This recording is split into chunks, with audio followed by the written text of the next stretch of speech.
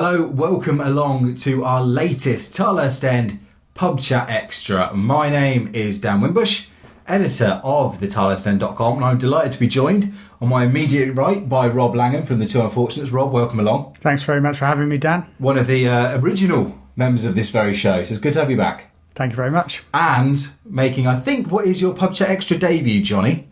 Johnny Williams, Tilehurst End deputy editor. Afternoon. Today's topic, as you can see from the bottom of your screen, is which Championship manager would you want to replace Jaap Stam at Reading? Now, this question comes to us from Louis Burton. He sent it into the Tilehurst End podcast mailbag, and I thought it was so good we'd do a show on it. So, off the top of your head, Jaap disappears. Who immediately comes to mind when you first heard this question? So I just immediately say Jaap disappears rather than Jaap leaves for another club. Disappears. He's just gone. Like Absolutely. Anton. Like Anton, he's just doesn't Gone. fancy it anymore. Which name immediately appears? Slavisa Jokanovic. Yeah. I think back to when we were looking for who would replace Mr. McDermott, and the two names that I was really hoping would come into play were Jokanovic and Gary Monk.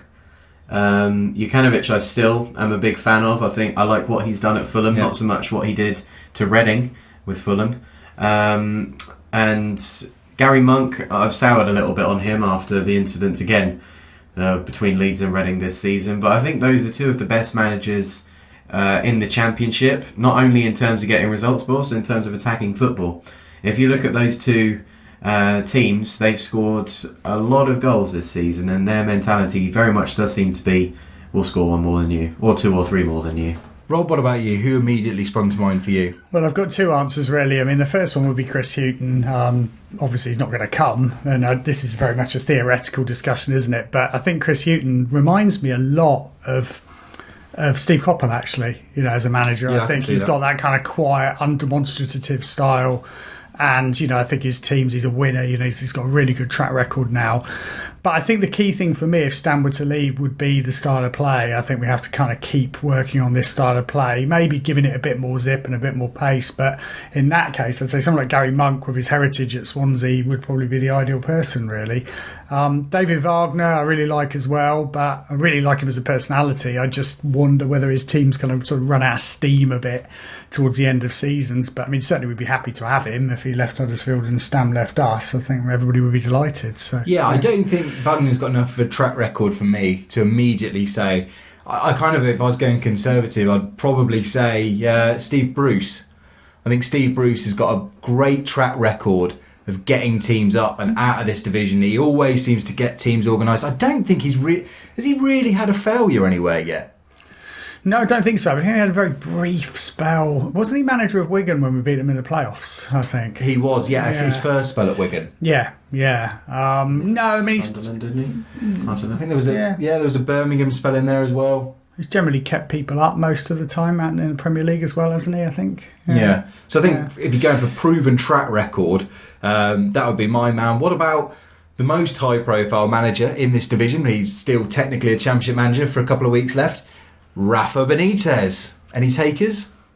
Well, there's no reason you wouldn't take him. I mean, he's a Champions League winning manager. However, I think he might have more wages than the entire rest of the club put together.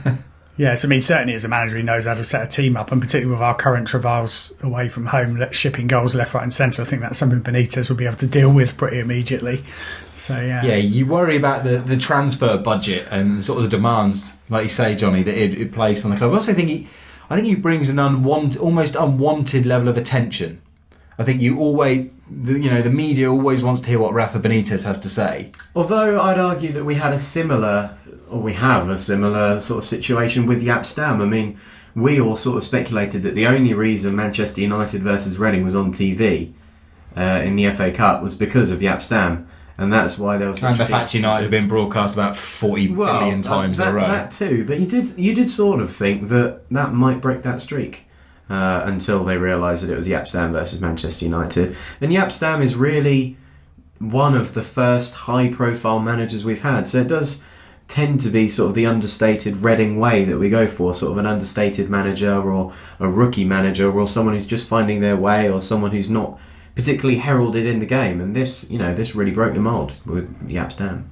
Yeah, what about another manager that's received a lot of attention recently in Gary Rowett?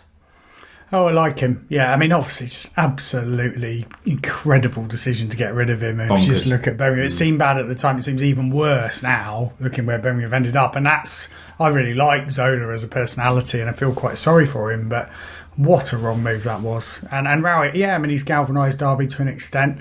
I don't know whether he's really got to prove it now at Derby, because again, he has a lot of money. Yeah. So, which he didn't really have at Birmingham. So I think that's the one challenge for him. Johnny?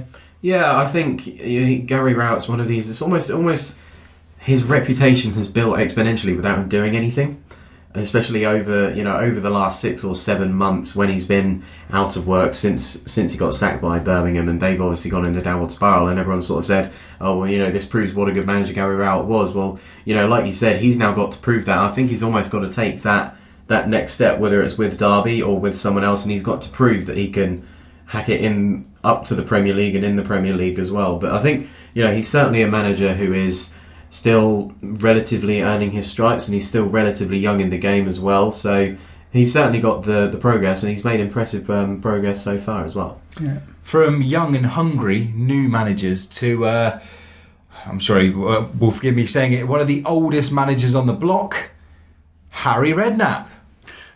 New at Birmingham. I think I'm still in denial about the fact that he's a manager in this division, but very much a kind of Red Adair choice, wasn't it? Just bring him in for 3 games. They obviously lost the derby. They'll probably get a win, won't they, in one of the last 2 games and just edge through, and then it'll be like hailed a hero. Whether they keep him on for next season, I don't know. But I would be more in favour of him being Reading manager than some of his other contemporaries, like people like Neil Warnock. I was going to say, what about Neil? And Simon Grayson even. When you said an old Championship manager, I was about to find the door and walk out, to be honest, if you said Neil Warnock. Oof. If he comes in, no. Absolutely. But there's a question for you. When do you, on principle, feel that, it's like I know a lot of Man United fans who are unhappy having Mourinho as the manager because he is just such a nasty piece of work. I mean, is it enough to put you off going to games, do you think? If we have Warnock in charge? No, I think... Is he one of these people that you love to hate him when he's not at your club, but when he is at your club, you sort of rally around him, kind of like the sort of effect that people like Robbie Savage had over the years? Yeah, perhaps. It just sickens me to think that Neil Warnock could one day be manager of this club. Although I think, thankfully, we've sort of got past that time. You're bottom of the league, though, and you needed to stay up. And then things have seriously gone wrong if you're considering Neil Warnock, because he's the person you call when things go very wrong. Yeah. So hopefully we'll never get to that stage. One man we haven't mentioned is Dean Smith at Brentford, who I think has done a really good job. I mean, yes, he's taken on something that was probably already working well. But, I mean, I think his record so far is pretty good. Good record at Walsall, then on to Brentford. Brentford have been one of the best sides we've played, I think, this season. Quite surprising to see them not really challenging in the playoffs, I think. So he would be probably a realistic person who we might be able to get West Ham to lead. I was going to say, with Brentford and the way that the club is run with this whole Moneyball-esque sort of mentality, very much it's not the managers who sort of deciding the strategy of the club, it's a group above him. He would sort of fit into well to what Reading are trying to do. Well, they certainly were under the Thai regime. Don't know what the Chinese owners will do, but of working with the director of football, having players sort of brought to the club. I'm sure Dean Smith's got an input in them, but you know what I mean. So he would sort of more naturally fit into Reading, whereas you would think someone like a Redknapp or a Warnock or a Benitez would very much be like, no, I want to run things. I'm going to bring in the players I want to bring in. Yeah. I mean, I think that system, that kind of continental system, I mean, it could work, but and we've already got it a little bit with Everton, like doing a lot of the negotiating behind the scenes. So I wouldn't be surprised if we're that far away from that system already. So, no. Anybody else pop into mind? Well, you spoke about Brentford. I think Warburton is still an interesting candidate. Yeah, Forest now. Yeah. Obviously, things didn't quite go right for him at Rangers. I think that's a bit of a poison chalice if you go to Rangers, because still got promoted. No, he got them promoted, but then obviously it was with what happened sort of this year. Really, them just not being anywhere near the level of Celtic that has done for him. But I hope he finds his feet again at Forest, because I still think he's got a decent chance of making it. Yeah, I think so. I mean, but I was generally looking at when you asked this question, I was looking at the bottom half of the table. And really, he probably is about the only one you'd pick out of the managers from those teams. I mean, I like Simon Grayson at Preston for what he does, but I think it would be a retrograde step for us because the style of play is pretty basic. It's like, it works very well for them. They've built up, they've revived. I think they now need to step up to the next level by maybe playing a bit more football. And he's not proved he can sort of do it at high levels. I mean, he didn't ultimately succeed at Leeds. I know that goes for most managers over the past decade or so, but that has, I suppose, been his only real chance to progress to a higher level. He's not quite taken it on. But you're right, Rob. I mean, looking at the bottom half of the table, what about Heckingbottom at Barnsley? He's another manager that's got a glowing young reputation. Maybe. I mean, he's had a good season. I mean, I think Barnsley have totally outperformed expectations. Yeah. Johnny? He's certainly a possible. It like I say, it depends what sort of calibre of manager we go for if this hypothetical Stam disappearance happens. Whether you want to go for another sort of up-and-coming manager in the mould of someone like Koppel when we got him in from Brentford, actually. Or whether you want to... I don't know, we got him from Brighton. Actually. We did, yes. Yeah. Or whether you want to go for a more sort of established name, someone who's been around the block in the I think Koppel would Championship. count as an established name by that point. Yeah, that's true. Perhaps Pardew or someone before that who was came from the reserves to manage Reading. Yeah, I think Koppel had built up, I think, about best part of 12... No, probably longer than that. When did he first go to Palace? I don't know. I think it would have been very early because he had to retire early. Yeah, true. So I think it's probably about 88, something like that. I'm sure really Steve will early. thank you for calling him young, though. Sir Steve. Sorry. Yeah. I mean, I think, I think that someone like that would be good, but I think you just, as I said, the style of play for me is the key thing. I like the way that Swansea have built an image of a club over like 10 years or more, and all the managers have just had to slot into that, so sort of Brendan Rodgers was a prime example. It was already set up for him when they had it ready, for him to be promoted when they beat us in that playoff final, and then the subsequent managers, you just saw how well Gary Monk did there. It was very unfairly sacked, I think, as well, just because the system was in place and that's what Ajax do as well. They have the kind of the young teams all play the same way, and everybody plays the same way through the clubs, and I think that's really something we don't want to throw out the good work that Stam's done. All I would say about that, and I wrote an article on this topic, not exactly this question, but I asked what should Reading do after Stam, and the one thing about the Swansea model that doesn't sit well with me is I think it almost makes managers after a while too dispensable, because I think you can then get a dressing room mentality of, oh, I don't actually like this guy, but it's okay because if he gets sacked, another manager's coming in that I know is going to play me because I play this style of football. You don't have that added uncertainty of, oh, well, if this manager gets sacked, I might then have to move on because a new manager might play a different style. Do you see what I mean? Yeah. And I think that can sometimes lead to a manager just becoming just another moving part. I mean, you almost see it now at teams like Watford. I think Watford have shown they're very happy to chop and change their managers. They've had, 3 managers in 3 seasons. Yeah. So I don't want to see Reading go down that sort of route of just bringing in a head coach as a sort of a rental. I'm going to slightly cheat on this question as well, and I will open it up to managers that have started the season in the Championship or have been in the Championship this season and then left, just so to get your thoughts on the likes of, say, Nigel Pearson. Would you have Pearson at Reading?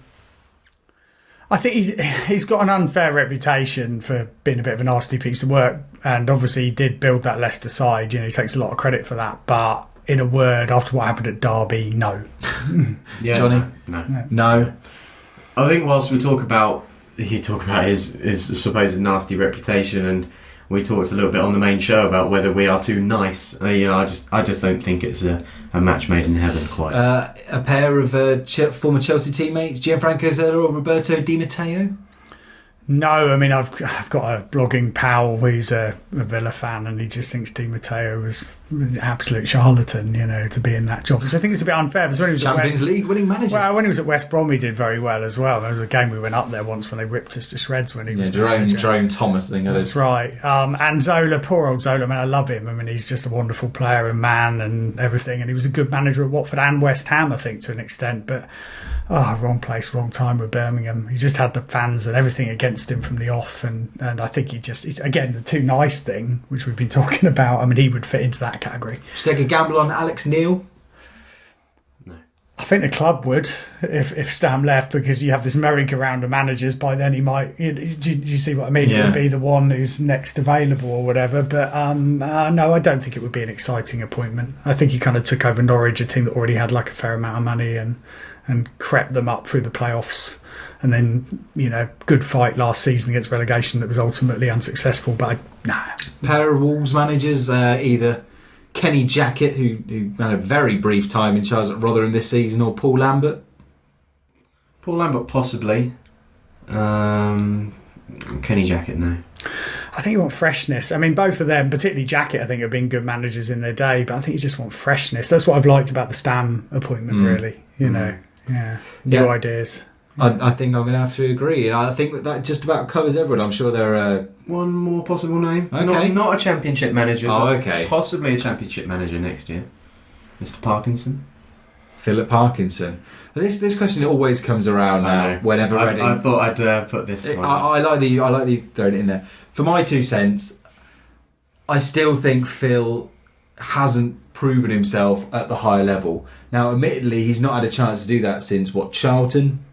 And he didn't do so well at Hull either. But I just worry that maybe the top 2 levels aren't for him. I mean, I love it as he's a club legend, but there is that whole, do you want to possibly sour that?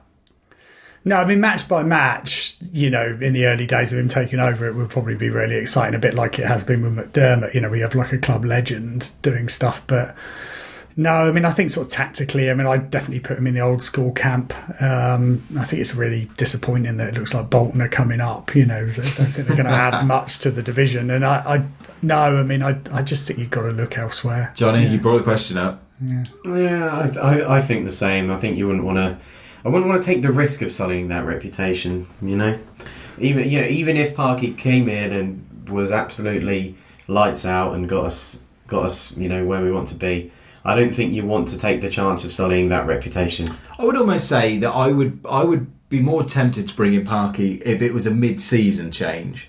If things were going badly and you really needed a radical shift. You need to get the fans behind you, sort of thing. Yeah, exactly. And I think that would be the type of point where almost if you're at the stage where you've got nothing to lose, then I think you can gamble on Parkinson. But I think, why you're still in a fairly stable championship position, is that the gamble you want to go for? I said he kind of had that with Hull, and admittedly very early in his managerial career, but he didn't do so well. He did very well with Colchester, did reasonably well with Bradford as well, particularly in the Cups. And at Bolton he's got them promoted as well, so he's proved himself now at League One level. But I almost want somebody else to take that risk, and then Reading, if he proves himself at second tier level, then rather than Reading being the guinea pig, and then you risk ruining that relationship between him and the fans, and unfortunately, having damage for the club. So what you're saying is, is it just for Parky, or you wouldn't take? Would you do another Jaap Stam? Would you do another manager with no managerial experience? I think Reading would have you done rather? it. Well, no, because Reading have done it with. I mean, Brian McDermott. I know he managed Slough. But they did it with Brian, they did it with Alan Pardew, they did it with Mark McGee. Being a rookie manager, I've got no problem with. But what I'm saying is I think Parkinson has already failed at this level. And he's yet to prove himself at this level.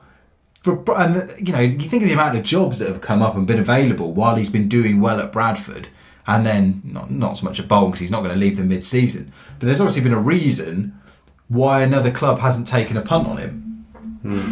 Yeah, I think so. I mean, it's in any other walk of life, you assess the CVs, and if people have on their CV, got relegated here or only finished 15th here, then they're not going to be in the running, are they? No. You want people. But he got outshone by Phil Brown at Hull, so that's a worrying sign for me.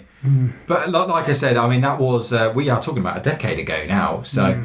Hopefully, I said he's done a lot better, and if he has a good couple of solid seasons at Bolton in the Championship, and then the post becomes available, but just not right now for me. I said I'm quite happy singing 5 Parkinsons at Christmas, and I don't want that ruined by people starting to grumble about Parky out. Yeah, I don't think Brian's less impressive second spell sort of damages his reputation. I don't think so. I mean, I think he's still going to go down as one of our great managers. I hope so. I know there was a lot of mentality around his reappointment that we don't want to. I think Johnny, you weren't so on the angry side. I said he shouldn't have come back.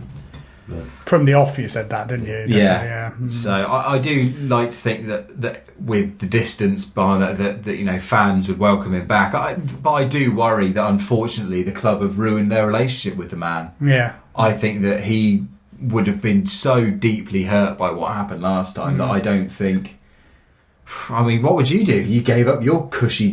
I remember he spoke at a fans forum and said, he'd given up a wonderful job at Arsenal where he was basically just getting paid a good wage to go and watch football games and report on them, and that was the only sort of opportunity that would have tempted him out of that. So I don't know what he's doing now, but I do like to hope that the club have mended fences and can bring him back into the fold because he's a club legend and deserves to be recognised as such. The same way, eventually, the same will hopefully happen with Brendan Rodgers and the fan base, because while Brendan's 6 months in charge of the first team were an unmitigated disaster, he did help build the foundations of the academy. Yeah. And spent more than a decade at the club. Started as a young pro who got injured and worked his way up. And he did have a lot of good feelings for the club. So hopefully with the passing of time. Well, then saying that, Mark McGee's still hated. So I know, but he did come back. Didn't he come back for someone's Gilksey's testimonial or something? Maybe. Yeah, because there was always a certain amount of sort of part pantomime kind of villain stuff there, when actually I think most people were grateful for what he did for the club as he built us up into a really good team. And I'll tell you what, because we just mentioned it and he's out of work again, it's cheating very slightly. Alan Pardew. No Pards for you. Absolutely not. No. I mean, I think it's just he's become this kind of media figure of fun, hasn't he? Rightly or wrongly, I think he started to believe his own publicity. He's just, don't know. I mean, it's just. I mean, I liked him when he was manager here before, but there's a certain amount of cockiness there, isn't there? And I kind of think, no, I really wouldn't want him back. I don't know. I'd be more. He wouldn't be my first choice, but I wouldn't be up in arms if he came back. I think if he came back with a bit between his teeth and really wants to prove something. Johnny is shaking his head roundly. It's the benefit here of this video compared to the podcast. You can see Johnny's emotions, the disgust on his face. I'm sorry, but Judas, you just can't go back on something like that. No. Yeah. Well, I was a younger fan at the time, and I was just like, this is the biggest betrayal of my life. Yeah. I mean, the early pages of John Keane's book are really, really good on the Pardew era, aren't they? It was they kind of tell you about how he was really fundamental in kind of helping build up the club, with the kind of management consultants and things. But yeah, he's had the whiff of fame now. He just thinks he's Hollywood, doesn't he? And we don't want any part. Yeah, of that. and not just the fame of being in the whiff. Yeah. It's a reverse full circle. And on that very note, we will call it a day. As you can see in the bottom corner of the screen, there are lots of different ways to get in touch with us. I mean, this very pub chat topic was suggested by Louis Burton, one of our listeners.